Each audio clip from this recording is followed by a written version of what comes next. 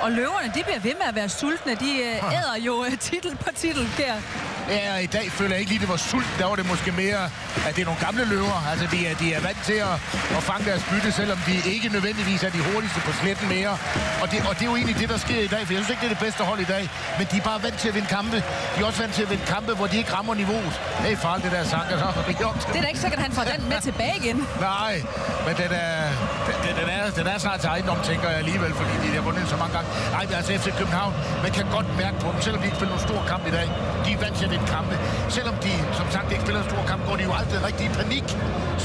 Så de er jo med, selv i deres dårlige periode, er de med i kampene.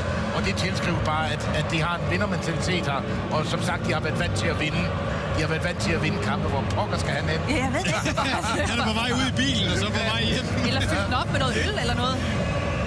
Men den gestus, som Sanka giver her til de her fans, viser han jo også, at det er til fansene. Ja, det her, det er fantastisk. Ja, lige netop, og de må bare sige, de her FC København-fans i dag, de var altså enestående. De her tifus, skiftende tifus, og altså en til første halvleg, en til anden halvleg, og sådan lidt løbende.